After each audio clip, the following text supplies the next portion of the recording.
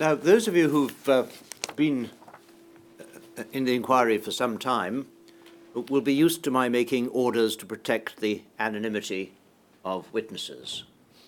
Our next witness, you already have gathered because she will be known by a letter, N, that is N for November, is protected in that way. And as is always the case, when I make an order protecting her anonymity, a serious order which has serious consequences if it is broken, I read out the material terms of the order so that everyone hears it and it's a matter of record. In this case, it is ordered that the name and address of witness 1647, that's Ms. N to you and me, and any other identifying information such as the witness's image or a description of their appearance cannot be disclosed or published in any form unless express permission is given by me or by the solicitor to the inquiry acting on my behalf. Witness W1647 must be referred to only as Ms. N. This order will remain in force for the duration of the inquiry and at all times thereafter, unless otherwise ordered, and I may vary or revoke the order by making a further order during the course of the inquiry. Those of you who are following events in Northern Ireland will know that happened in one case. That was actually at the request of the witness concerned, who thought after he had given evidence it would be helpful to him and he wished his identity actually to become known. But no other witness has asked for their anonymity to be lifted, and it is a matter, as far as I'm concerned, principally for the witness.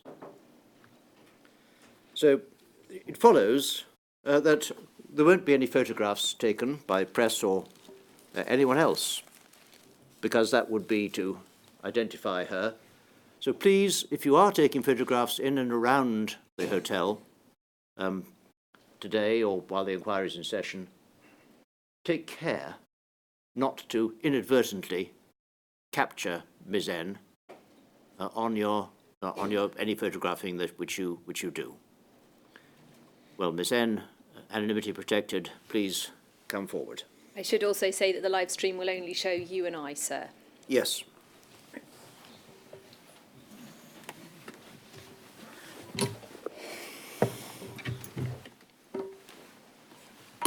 Ms. N, your full name is known to the inquiry. Please could you repeat after me? I do solemnly, sincerely, and truly declare and affirm that the evidence I shall give shall be the truth,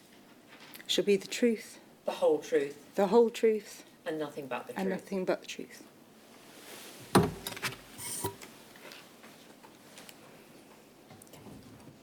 Ms. N, you're here to give evidence about your late father, and he had severe haemophilia A. Is that right? Yes, that's right. Can you tell us something of what he was like before he became ill? He was lovely. He was, considering that he had severe haemophilia and had grown up with all the bleeds and all the difficulties that entailed, he was a surprisingly physically active man. Beat my brother soundly at table tennis and wielded chainsaws in the garden and took the tops off minis and hoisted up engines and was very physical. He was very clever, very bright, very loving, very philosophical, funny man. He was he was lovely. And you were fiercely proud of him? I was fiercely proud of him, yes. Yeah. You've described in your statement that you would hold tight onto his hand when you felt people looking at him as he walked with a pronounced limp. Yes, he was quite, given that he was such a sort of physically impressive man, he was quite disabled, and at times when he had problems with his joints, sort of specifically his knee or his hip. He would walk with quite a limp, and he could be in quite a lot of pain. And I distinctly remember holding on very tightly to his hand, yes. He received factor products regularly. Are you aware whether he received any advice about risks involved in receiving those products? As far as I'm aware, he didn't, no. In the early 1980s, your mum was concerned about your dad. What was wrong? We were on holiday up in the east coast of Scotland, and my dad wasn't very well. He had, I think he had vasculitis, and in fact he then had to return to work. And my mother had read in the newspaper various things about AIDS, and she was concerned that perhaps the symptoms of his unwellness were to do with having been infected, and she phoned the Royal Free. I don't know the consultant that she spoke to. When she told him her fears and described my father's symptoms, in a very jovial voice, full of reassurance, he told her that she had absolutely nothing to worry about because those very symptoms meant that he didn't have HIV. In 1982, your dad was told that he was, in fact, HIV positive. Yes. And you think he was told something about transmitting the virus? I spoke to my mother, who has done her best, I think, to forget all the details because not her best, but she was struggling, as they both were, with bringing up 3 children and trying to keep life normal, and they were focusing on, the then and now, and not trying to collect information, or why would they? They were trying to live their lives. And she says that she was sort of told about sexual intercourse. I think, yeah. You recall being told not to touch your father's blood? Yes, and to be careful of the needles and his treatment, yeah. And in terms of his blood, what do you remember of your father's reaction when he did have a bleed? Well, my father was a very... he wasn't easily hassled, or he was very calm. He was a very calm man, and he, we knew to stay away from it, and he cleared it up. I mean, it wasn't. Yeah, I don't think he enjoyed the fact that we had to be careful around him. That's not a nice feeling for you to have, So. You've described him having a rather frantic cleaning up routine. Yes, obviously to move it all out the way and to clear up the table or the bathroom sink, which he would often lean into with a nosebleed. He also contracted hepatitis B and hepatitis C, but you don't know very much about when he was diagnosed or exactly what was said about that. No, I don't know. In terms of his diagnosis with HIV, how did your father react when he was diagnosed? Well, I think I was 6 when my parents were told. They didn't tell me. Obviously, I was very little. They told my brother and sister, who are 7 and 5 years older than me. His actual reaction, I've got no idea. My mother can't actually remember when they were told, or how they were told. But he certainly became, from having been a very, funny and,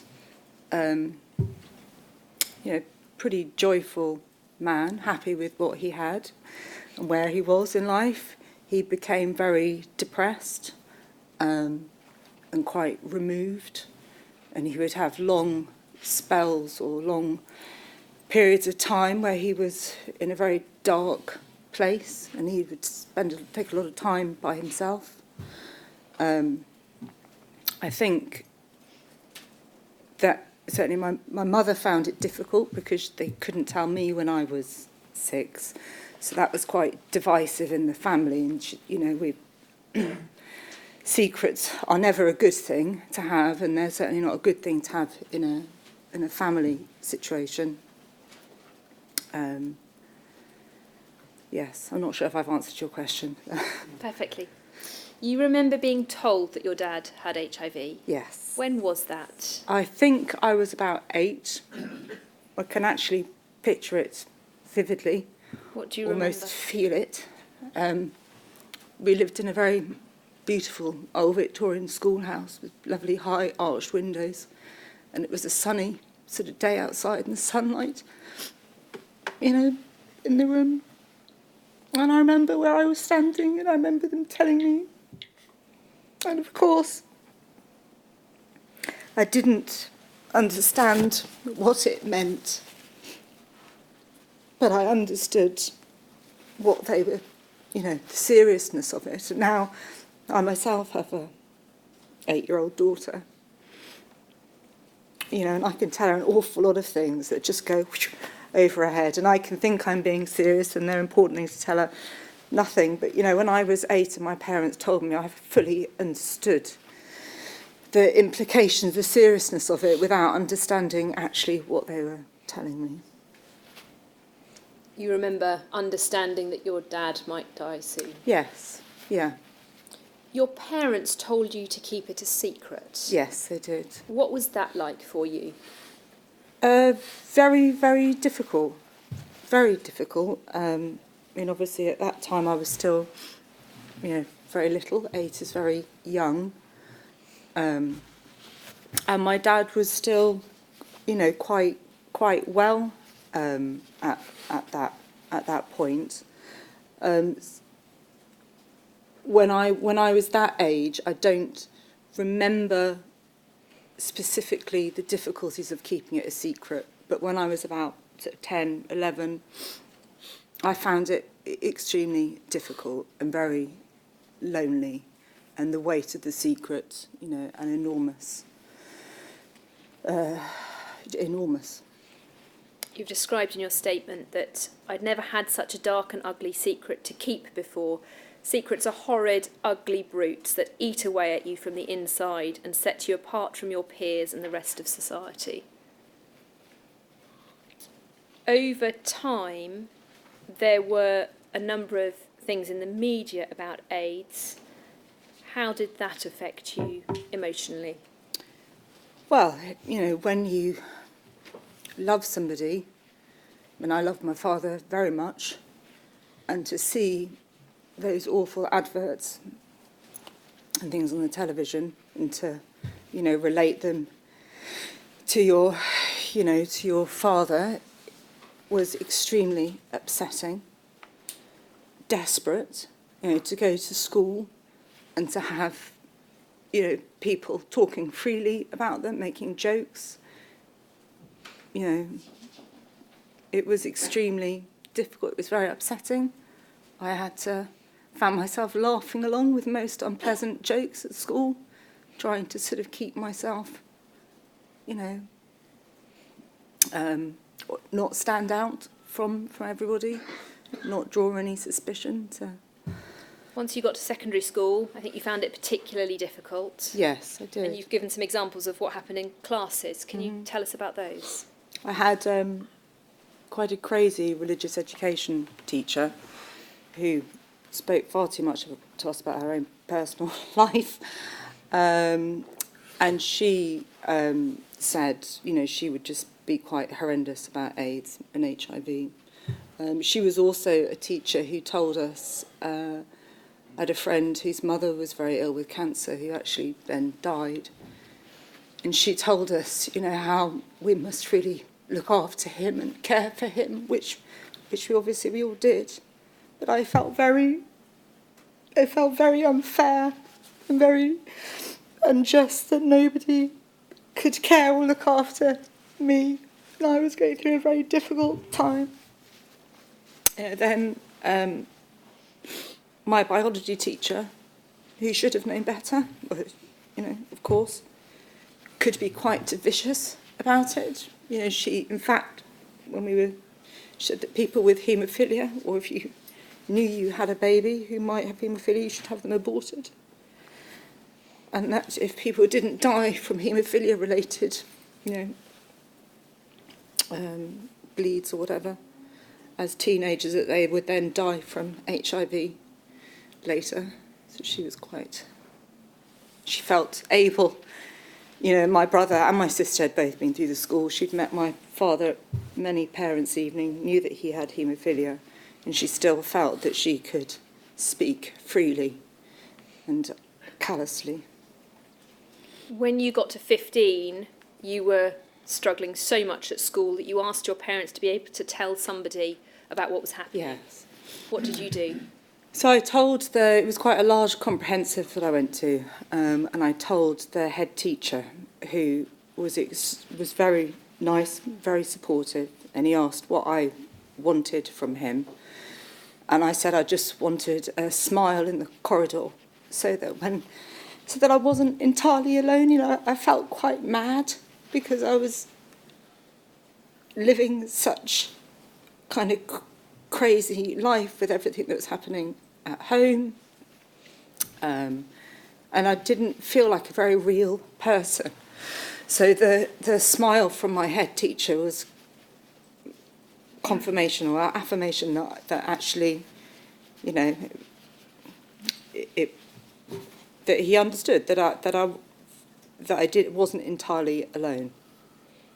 And then around the time of your GCSEs, you also talked to an English teacher. I did. I had a very lovely English teacher who opened her door to me at any time I liked, and she, I suppose, she sort of took on the role of a sort of counsellor to me, and she probably for 2 years until she left the school, I used to go and talk to her regularly.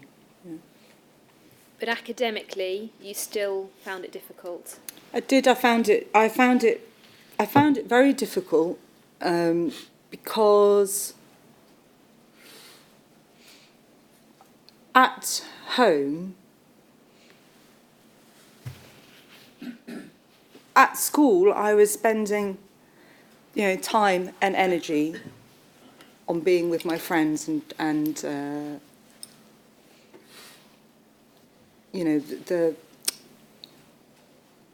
trying to sort of put my energies into that.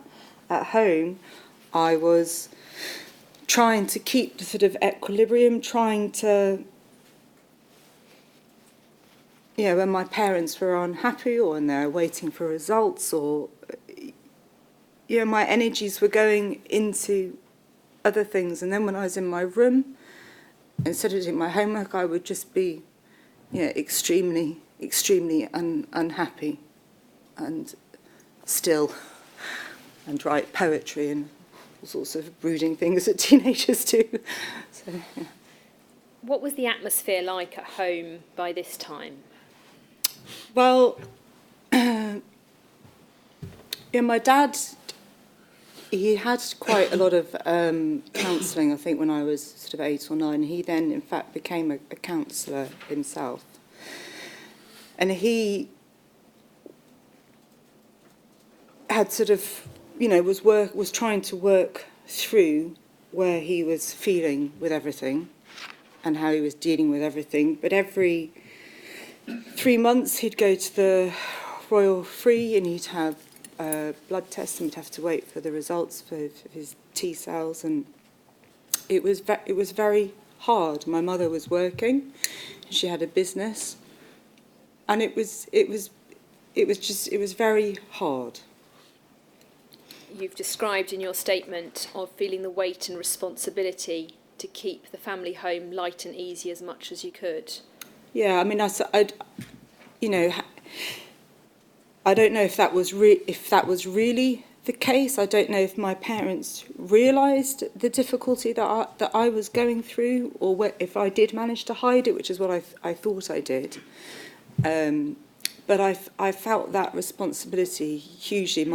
Both my brother and sister had left home and were at university or travelling or had jobs. So I felt it was very much on me. You know, I was very close to my father, and I'm very close to my mother. Yeah. And physically, how was your dad during your teenage years? Well, he would have sort of all sorts of strange, odd rashes and skin problems, and his eyesight he had difficulties with. Physically, he didn't really he didn't change that much until latterly, and he worked. He had a full-time job, and then he stopped that and was a counsellor and had clients, and he he managed really. Towards the end, though, you've said that your dad's illness affected his brain. Can you tell us how that presented itself? He lost his inhibitions, and where, you know, he was a very charming, lovely man, and as he lost his inhibitions, he would use his charm and loveliness on the telephone to talk to lovely salespeople and get them to take his credit card details, and he'd buy all sorts of things, spend thousands and thousands of pounds that he didn't have, and neither my parents had. And it affected his brain. When I was 19, I think he had a brain scan that he didn't go and get the results from, because I think he couldn't bear to see it, because he knew obviously what was happening to him. My mother went and saw the results and was told very sort of matter-of-factly where the damage was and what was happening. And my father became more childlike, quite difficult, not a very easy person to be with a lot of the time. He was always very loving to me, less so to my mother, whom he, you know, put a lot of his anger onto. And like children can do, they aren't particularly reasonable about how they do that. Yes. You spoke earlier when we talked about the loss to your dad that he suffered during his illness. What do you want to say about that? That when I think about, you know, he had quite a lot of counselling, which obviously helped, but the enormous anger and fear that he must have had, and he knew what was happening to him. You know, there was up to a point, I think my parents were very hopeful that he would beat it, that if he could just hang on long enough, there would be drugs that would help him. But there was definitely a point where they knew that wasn't the case, and my dad was getting iller. And he must have been absolutely terrified for himself. He was angry at what he was missing out on. He had 3 children whom he adored, and he wanted to be part of our lives. He had his wife that he adored, and they were very, you know, even through the terrible time at the end, there were still moments, you know, for my parents, far and few between. But he certainly didn't want to die and leave us all. You know, he was 50, he was 54, he was a young man. You've described your parents hoping for new drugs, new treatments. Yes. He was put on AZT. Yes. But he also tried other means of beating his illness. Yes. Can you tell us about that? Well, they just had, I don't know, anything that they read about, or they would just try. And he drank terribly expensive honey, I seem to remember, and there was always some sort of disgusting rancid drink by the sink that he was supposed to have every day, drink a litre of it or something. Yes, and they spent money that they didn't have, desperately trying to keep, trying to help him and stave it all off. By the period we're talking about, your dad had given up work. Mm-hmm. Your mum also stopped work Yes. to look after your dad. Yes, it's sort of the point with her business. It sort of coincided that actually it wasn't. She didn't just stop to look after my dad. It sort of everything sort of coincided, and she ended up being at home. And as my dad became iller, and he needed. He didn't need looking after as in sort of spoon feeding. He sort of needed looking after from himself, really, because of the damage that it was doing to his brain. Yeah. You've described the relationship between your parents becoming difficult. Mm-hmm. What role did your mother then have to take on in relation to your father? Well, she used to sort of spy on him, really, because he was very good at getting the phone, and like I said, he was very charming, and he would charm people into letting him spend money when he shouldn't have. He also pestered people a bit. He would get obsessed with people and pester them, so that had to be stopped, which was very humiliating. You've described your mum being forced into the position of a carer, jailer and spy. Yeah, and when my mother wasn't there, that was also, my role as well, and it's not a nice feeling to be listening outside the door of your dad's bedroom and to that's not a good role to have for your father. Your dad gradually deteriorated and went into a hospice to give your mum some respite. Yes. You went to visit him for what transpired to be the last time. Yes. What did you do on that visit? I took it. My dad was quite rebellious in nature. When he had a hip operation, he ended up taking the oxygen mask off his face and smoking, which wasn't a good. So he was very much himself. And I took in a gin and tonic. I smuggled in a blue thermos, and he was still very engaging and intellectual and quite philosophical. Then he was having long conversations with the priest who was there. My dad wasn't a religious man, but they would speak for hours in a very interesting philosophical kind of way. By then you were at university. Mm-hmm.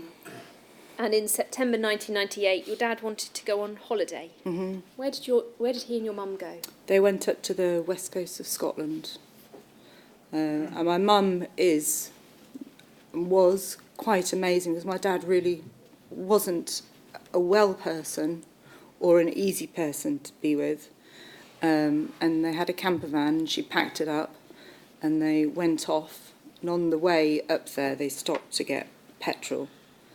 And my mum had hidden everything, but obviously not that well, from my father, who found some liquid morphine and drank it all. He didn't. The effect was that it was like an overdose, and it made him very ill, and it gave him pneumonia, and then he died.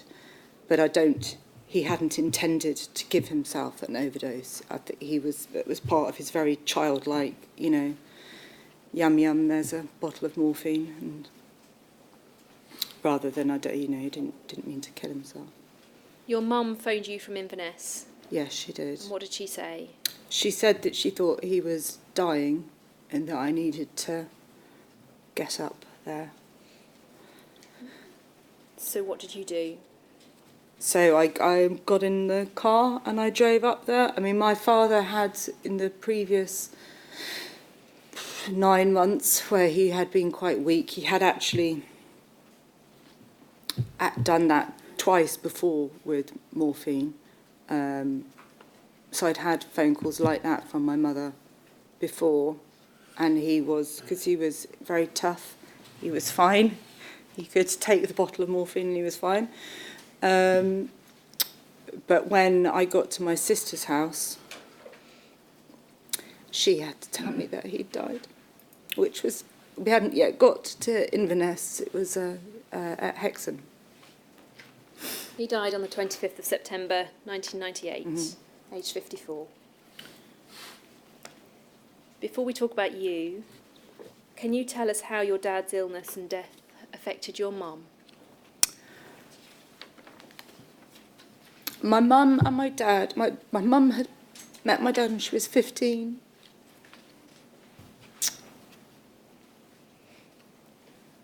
And they were very happy together. Quite different people, different views politically, would have huge rows, but they were very, very happy. When my dad died, it very much took everything from my mother, who was only 50.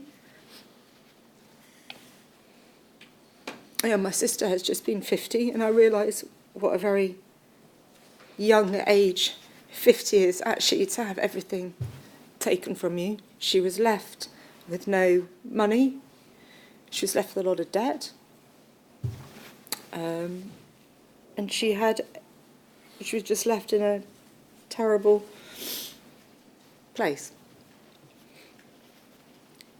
You've described that your parents were pushed into a dreadful, dark and tortured end of life for your dad. There was no beautiful peace in the relationship. No, there wasn't. And certainly, initially, for the first few years, my mother found that really difficult and very, very painful to think about, the last few months with my father, because it wasn't easy, and she could be quite nasty to him, because he was quite nasty and it was very difficult for her, and she feels incredibly guilty about that. Although she really had, she looked after him very, very well. She shouldn't feel guilty, but I can see that she does. And certainly, every year as the seasons change, and not specific dates, although but as seasons change, memories happen each year, and they're not easy, comfortable memories for her, because they had a very difficult end to his life. You said a moment ago that financially things were very difficult with debts. Mm-hmm. What happened after your dad died in relation to your mum's financial situation?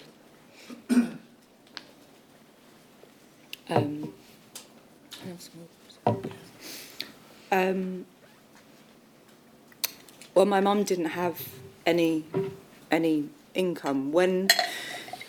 After she'd stopped her business, about 2 years before my dad died, she tried really hard to find some kind of. Sorry, before my dad died, she tried very hard to find some kind of job that would provide her an income, but that was flexible, that she could still be there for my father. And she lost a bit of money because she tried some franchise thing that promised everything and didn't deliver on anything.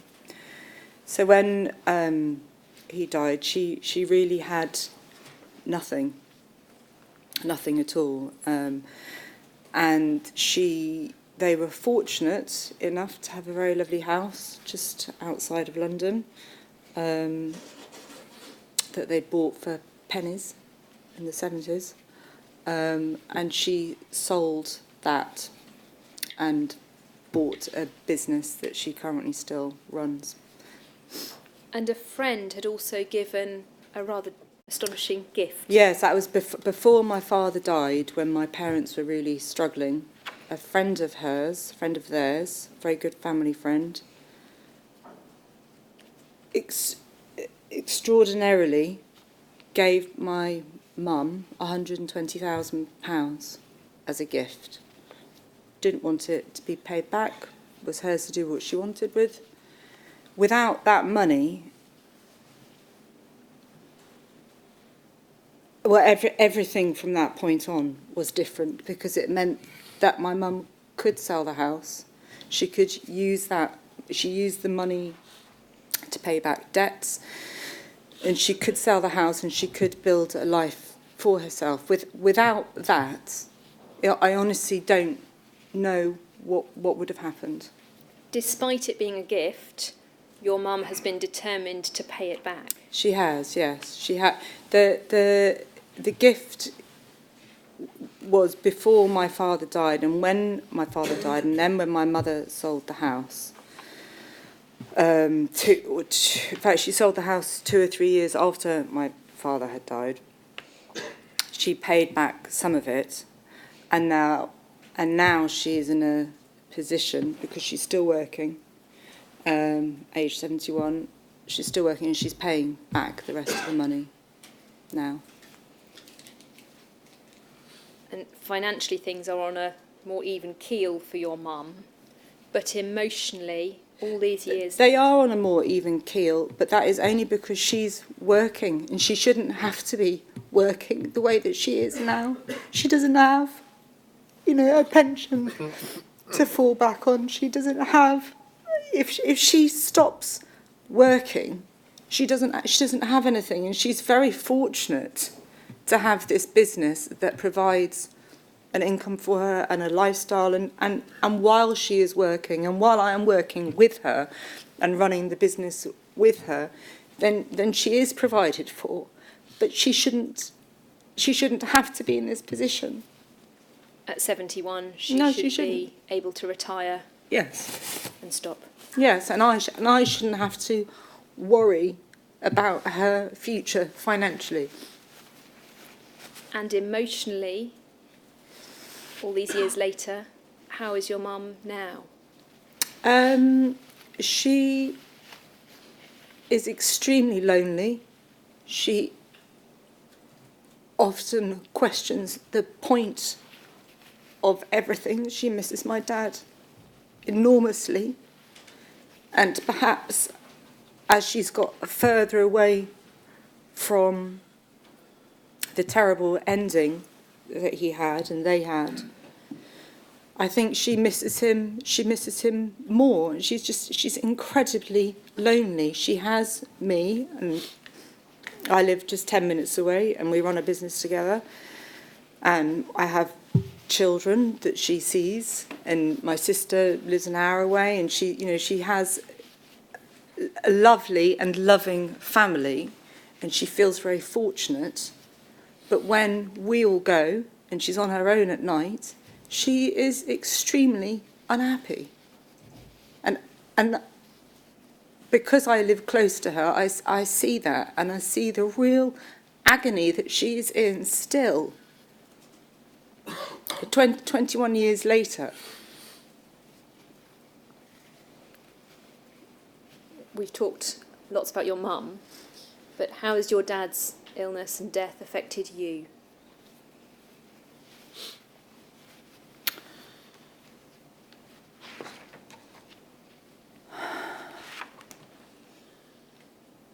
Or would you prefer me to read something? Yes, will you read? Yes, please. Thank you. I am now left with an overwhelming anger that I have no opportunity to vent. It's very destructive emotion, counterproductive to living my daily life with a positive outlook, and affects those close to me. The secrecy and stigma have not left me, though my husband assures me that I don't need to fear it any longer. Despite that, I continue to fear. I fear for my children at school. I fear that when the inquiry is in the news, they will feel the repercussions from their peers. You had to speak to your son's school, which we'll come to in a moment. But during that conversation, I was in tears. To this date, I've only ever told a handful of trusted friends. I've kept the secret mostly due to the stigma and fear, but also because I've had direct experience of people not believing that this was really done to my father and thousands of others. People cannot believe it because they think that if it was really so, it would have been out there in the news and justice would have been served. Mm. Do you want to add anything to that? No. Your son has severe haemophilia, so you have to interact with the health service in relation to him. Mm. How do you feel about that? It is quite difficult. I have to steel myself to go into the hospital. They're extremely nice. They're very. It's a very nice centre to go to. They've known our son ever since, but it is very difficult. I find it quite a difficult place to go into. I find it quite difficult to put my trust entirely with them. I have last year, actually, the social worker, when I was waiting for an appointment with my son, the social worker and the receptionist were having a very loud conversation about this inquiry, which was grossly inappropriate, very uncomfortable. I stopped the conversation. My son was horrified because he'd never seen me speak to anybody in such a particular tone.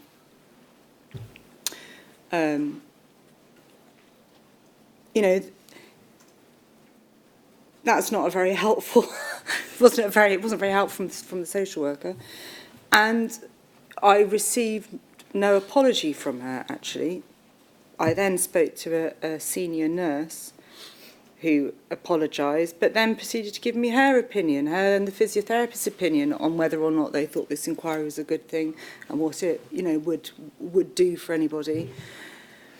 So people still feel that they can give their opinions and their thoughts, and it is. I find it quite difficult. You said in your statement you struggle because you have to continue to trust the NHS. I do, yeah, absolutely. He has treatment every day. He had an inhibitor to factor 8, so, thankfully doesn't have it anymore. But there's a huge amount of interaction with them, and we have to trust them. And you've said in your statement that you sorely miss your dad, particularly given that your son has severe haemophilia. Yeah, absolutely. There are things, and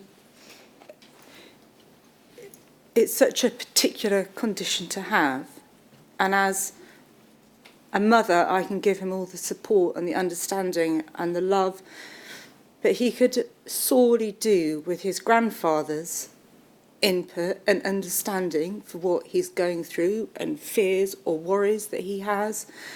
And, my father would take such pleasure from seeing the enormously physical little boy that I have who stops at nothing, and that would give him a huge amount of pleasure. Those are the questions I have for you. Is there anything else you would like to say?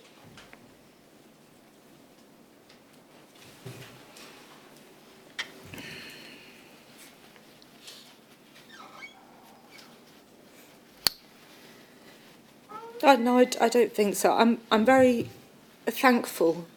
I don't feel like I've said anything very clearly, but I'm very thankful for this opportunity to speak and to have a voice for my father and my mother and my children and my nieces and nephews, because I'm very thankful for that. I'm just going to ask Mr. Cummins, who, as you know, represents you, if there's anything he'd like me to raise.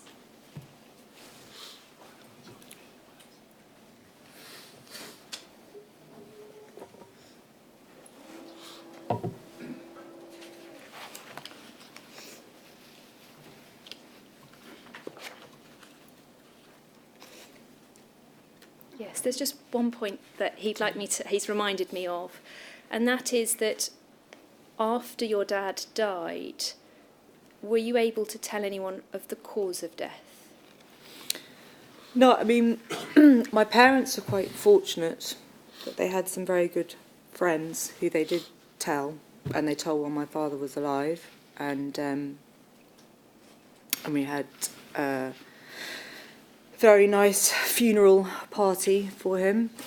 But I haven't, I told my husband not too long after I met him, but I haven't, given that it's 21 years since my dad died, I think I've told 2 people perhaps of the cause of his death. I let people think it was cancer because people immediately jumped to that conclusion, and I just let them. Because of the stigma? Because of the stigma, yeah, and because just the complete lack of understanding that there is. And you've said in your statement that means he's not mourned publicly. No, he's not. And he's silent. He's gone. He's forgotten. Sir, do you have any further questions? No, I don't. Just want to thank you very much indeed for coming and sharing that with us. It's not easy. I have no doubt about that. But thank you very much.